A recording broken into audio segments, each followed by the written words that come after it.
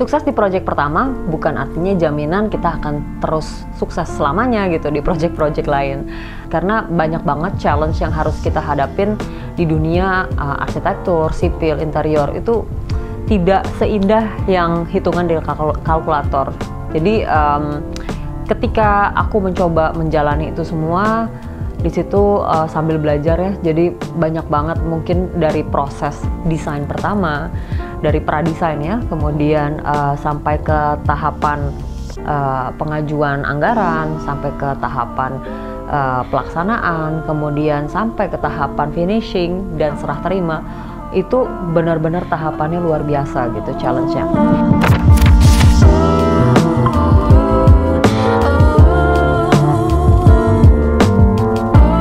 Mulai salah satu contoh ya, misalnya adalah saya waktu itu lagi ngerjain project di salah satu perusahaan logistik berasal dari Jerman. Dia cukup tua, umurnya udah ratusan tahun perusahaan itu.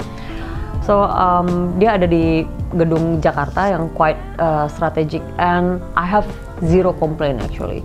Dan kita lumayan sukses menjalani itu, klien happy segala macam.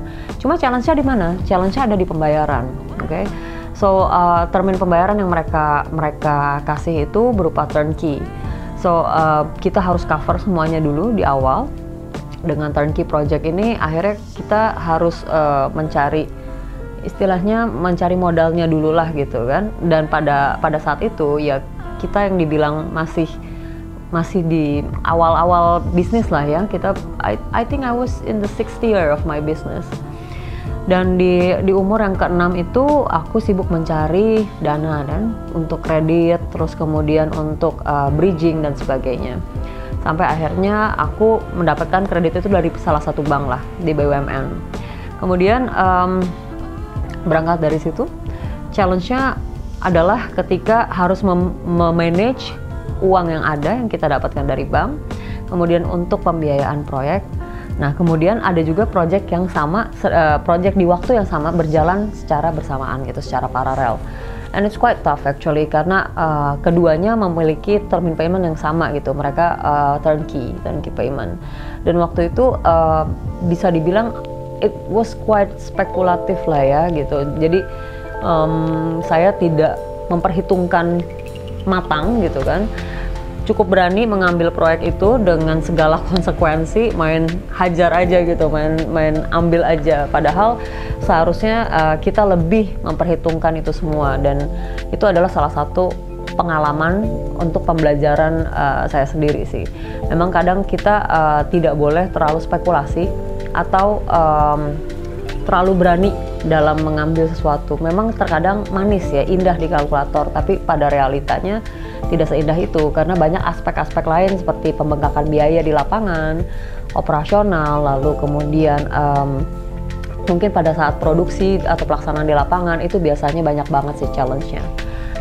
Nah, pada intinya ketika mendapatkan kredit dari bank tersebut bukannya malah menjadi sesuatu pengalaman yang baik gitu intinya.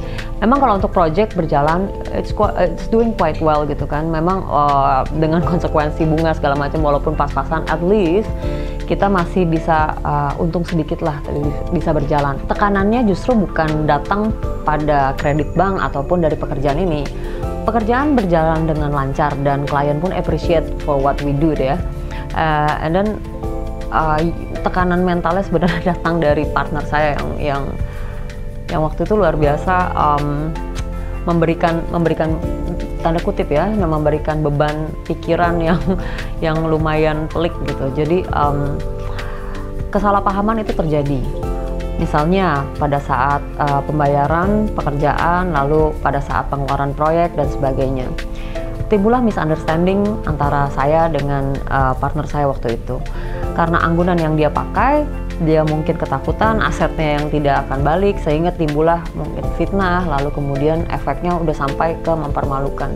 Justru yang di situ kita berhubungan dengan nama baik ya, karena dalam bisnis apapun nama baik adalah yang dipertahankan.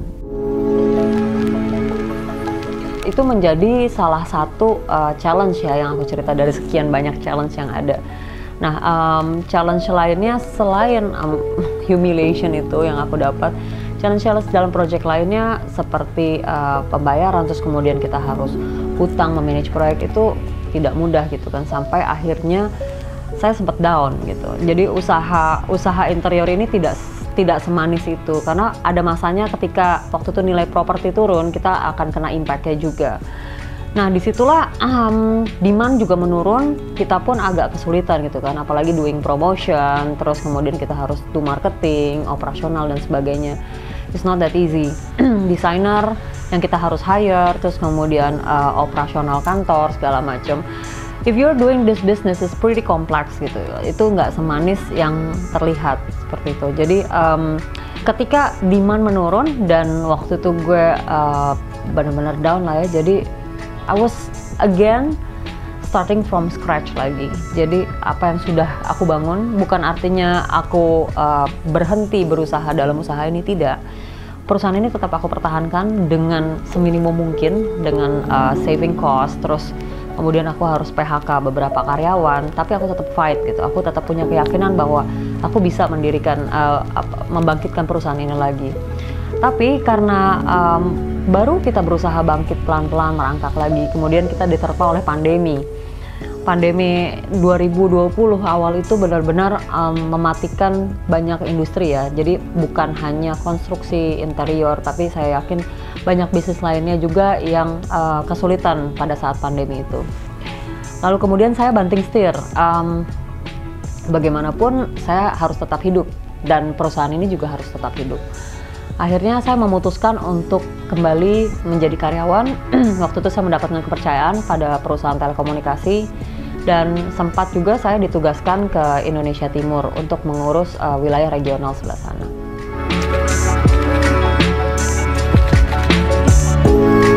Jadi seperti yang aku bilang, bahwa pada saat itu decision untuk bekerja lagi itu bukan karena aku give up sama perusahaan atau give up dengan mimpi aku atau give up untuk mempertahankan bisnis ini, tidak. Tapi bagaimanapun sebagai seorang single parent, aku memiliki tanggung jawab juga kan untuk membesarkan anak, kemudian memperhatikan kebutuhan di rumah seperti itu. Jadi tanggung jawab baik sebagai pemimpin perusahaan, kemudian sebagai orang tua tunggal, dan akhirnya dengan banyak pertimbangan akhirnya aku mengambil pekerjaan itu.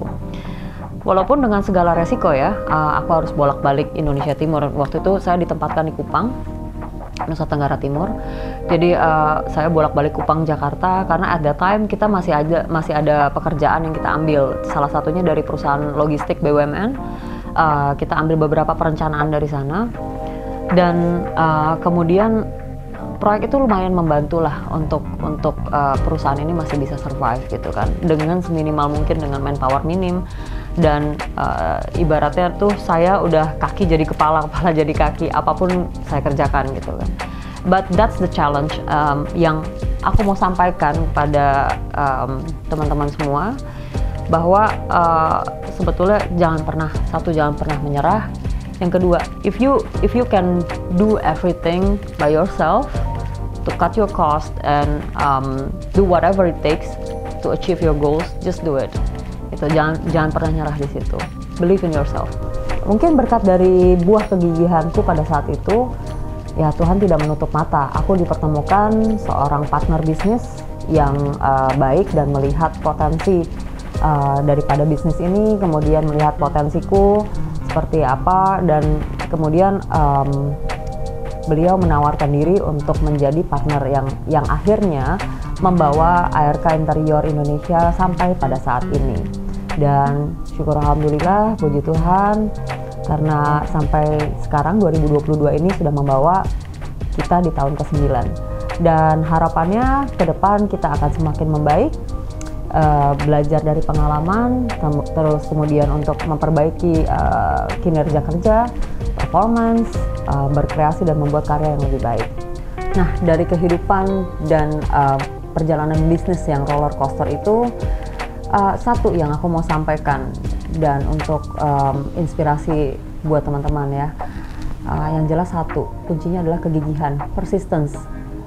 Persistence is the key.